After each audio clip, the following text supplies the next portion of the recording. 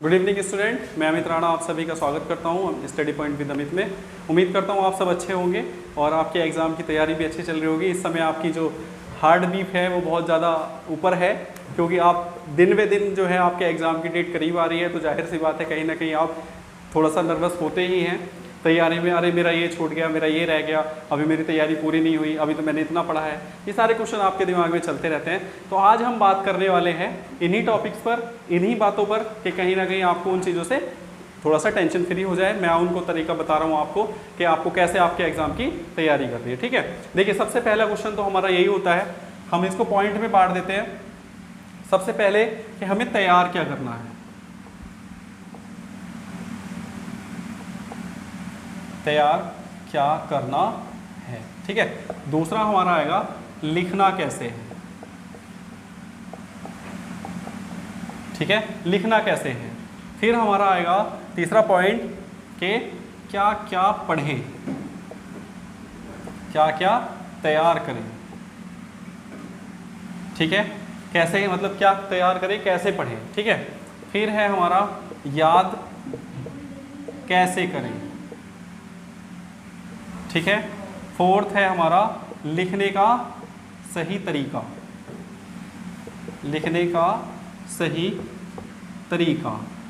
ठीक है, और फोर्थ ये लास्ट हमारा होगा क्या, पेपर कैसे आता है, पेपर कैसे आता है। यही सारे क्वेश्चन होंगे आपके। अगर इस प्रॉब्लम से रिलेटेड के एग्जाम इससे रिलेटेड आपके दिमाग में कोई भी क्वेश्चन आ रहा है, कोई भी समस्या आ रही है, तो आप कमेंट करके बता दीजिएगा, उस टॉपिक को भी हम क्लियर कर लेंगे।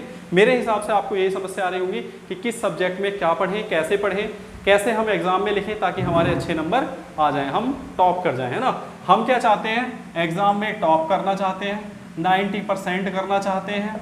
ठीक है, और कोई भी चीज़ें हमारी क्या हो, गलत ना हो। ठीक है, यही चाहते हैं हम। अब देखिए जो हमारा पहला पॉइंट होगा, तैयारी क्या करें, क्या पढ़ना है, कैसे पढ़ना है ना। देखिए सबसे पहले आपके जो सब्जेक्ट है, सभी सब्जेक्टों को आप थोड़ा सा याद कर लीजिए। ठीक है, कितने हैं, 8 सब्जेक्ट हैं, 7 हैं कि 9 हैं, ये देख लीजिए।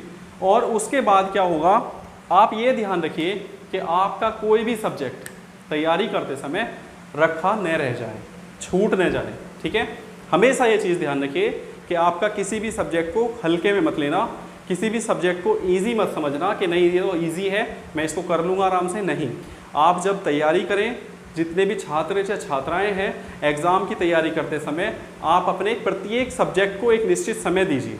ठीक है, टाइम टेबल के हिसाब से बांट दीजिए।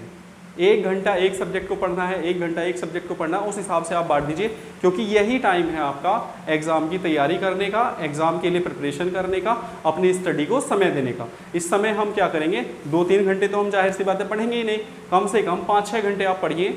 ठीक है, हर सब्जेक्ट को 1-1 घंटा भी दिया तब भी हमारे लिए इनफ टाइम है।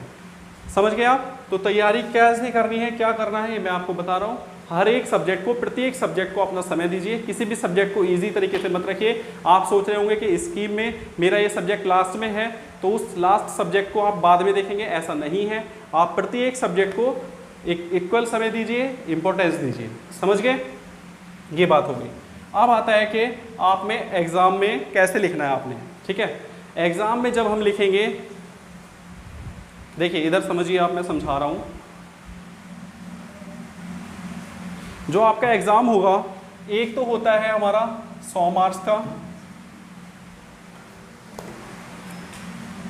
एक होता है हमारा 100 मार्क्स का, एक होता है हमारा कितना, 50 मार्क्स का। ठीक है, ठीक है, ये 50 मार्क्स का होता है। इसमें क्या होता है, आपके 20 नंबर जो होते हैं वो इंटरनल होते हैं, जो एग्ज़ाम जो मतलब आपका कॉलेज देगा, और इसमें 10 नंबर जो होते हैं वो हमारा कॉलेज देता है। ये आपके इंटरनल नंबर हो गए। ठीक है, इसके बाद आपकी जो थ्योरी आएगी वो 80 नंबर की आएगी और यहाँ 40 नंबर की आएगी। ठीक है, ये चीज़ समझ गए।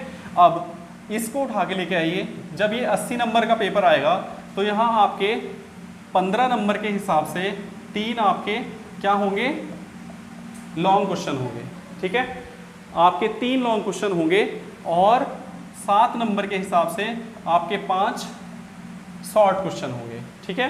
तो ये आपके 80 नंबर का पेपर होगा, समझ गए आप। अब दिक्कत ये आएगी कि हमारे सर 3 लॉन्ग क्वेश्चन हैं और समय हमारा 2.5 घंटे या 3 घंटे होगा, ठीक है। स्कीम में आपके दे रखा होगा, देख लीजिएगा आप, मैंने थोड़ा सा नोटिस नहीं किया, ठीक है।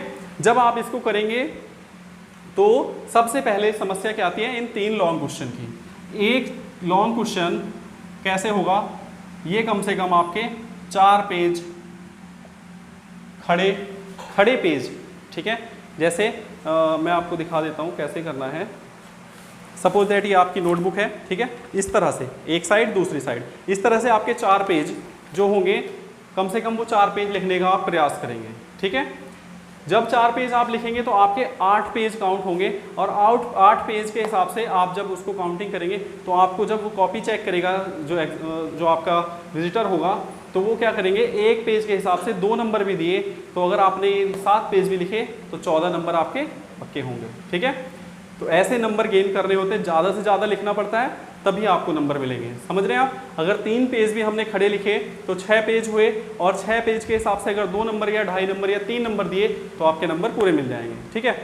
तो सबसे पहली बात कि लॉन्ग क्वेश्चन कम से कम 3 या 4 खड़े पन्ने हमें लिखने हैं, खड़े पेज लिखने हैं, ठीक है, ताकि वो 6-7 पेज हो जाए और 2 नंबर के हिसाब से भी आपको 14-15 नंबर मिल जाए, ठीक है, पहली बात।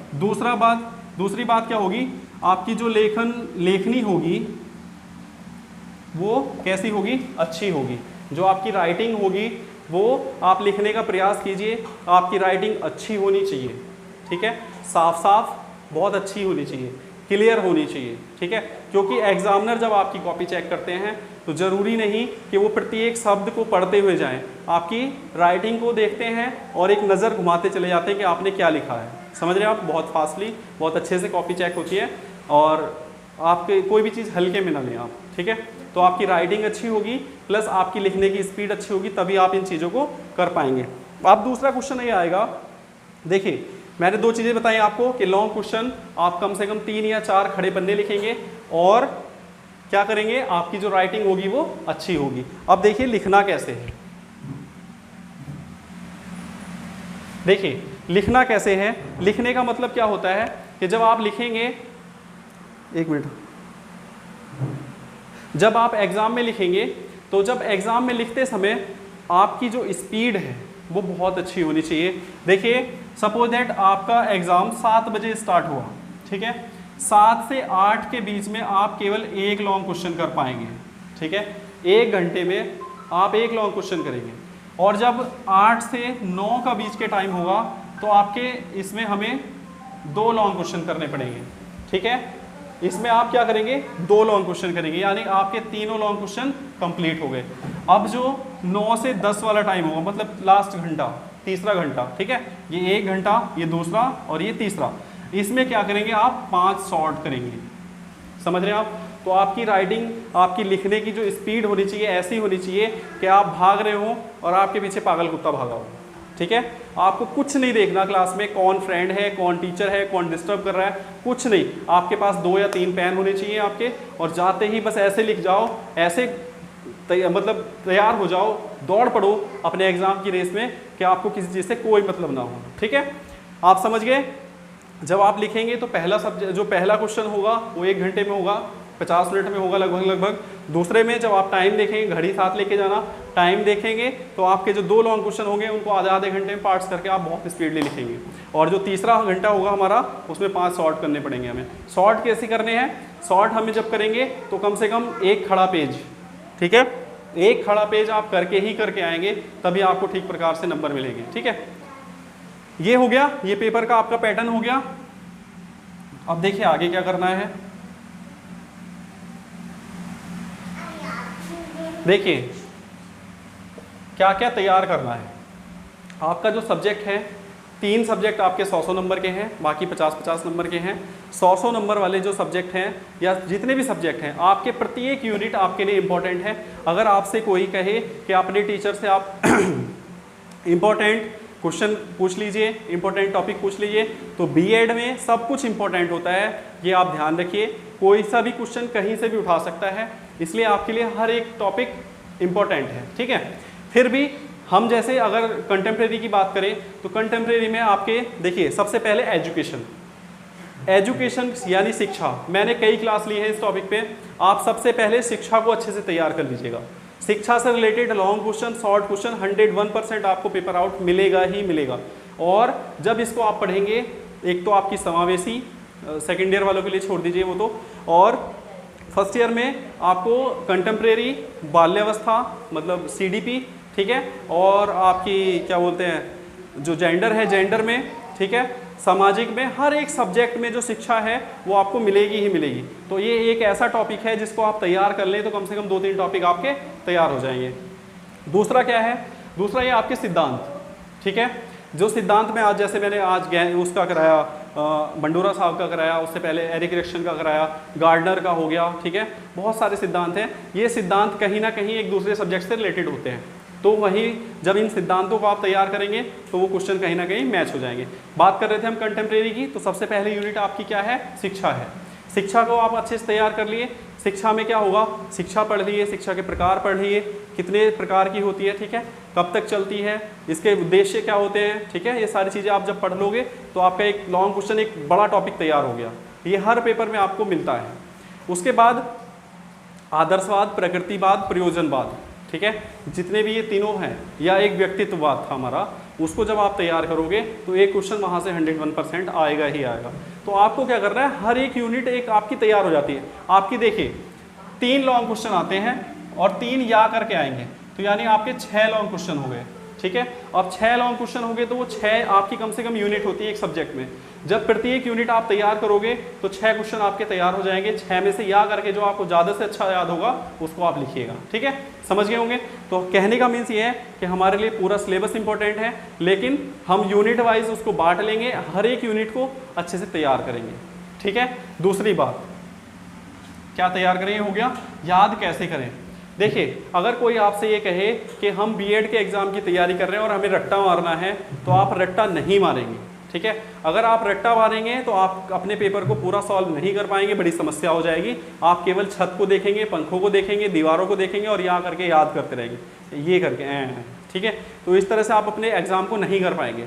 आपने करना क्या है, कॉन्सेप्ट को समझना है। जैसे मैं आपको ओरली समझाता हूँ, आप सोचते होंगे कि सर हमें थ्योरी नहीं लिखवाते, सर हमें बोर्ड पे नहीं लिखवाते, ये सब नहीं करना आपने केवल कॉन्सेप्ट को समझना है। समझने के बाद अपने शब्दों में, जो शब्दावलियाँ होंगी हमारी किताबी होंगी, अच्छे से होंगी, अपनी लैंग्वेज नहीं होगी जो आपकी गांव की हो या आपकी जो नॉर्मल लैंग्वेज है वो आप यूज़ नहीं करेंगे। केवल किस लैंग्वेज का यूज़ करेंगे, किताबी लैंग्वेज, ठीक है। जो किताबी हमारी शब्दावलियाँ हैं उनका प्रयोग करेंगे और अपने विचारों को लिखने का प्रयास करेंगे। जैसे मैं आपको समझाता हूँ सारी चीज़ें, वैसे ही आप किसको समझाएंगे, विजिटर को समझाएंगे, या जो हमारा एग्जामिनर होगा जो कॉपी चेक करेंगे उनको समझाएंगे, ठीक है। ये हो गया दूसरा तरीका। फिर है हमारा लिखने का सही तरीका। आप रेड और ग्रीन पेन को छोड़कर कलर्ड पेन यूज़ कर सकते हैं, लेकिन आप ब्लू पेन ज़्यादा यूज़ करेंगे। कलर्ड पेन को चीज़ों को हाईलाइट करने के लिए यूज़ करते हैं, ठीक है। इससे आपकी कॉपी अच्छी लगेगी, बहुत सुंदर लगेगी। और फिर क्या होगा, पेपर कैसे आता है, पेपर कैसे आता है मैंने आपको बता दिया, ठीक है।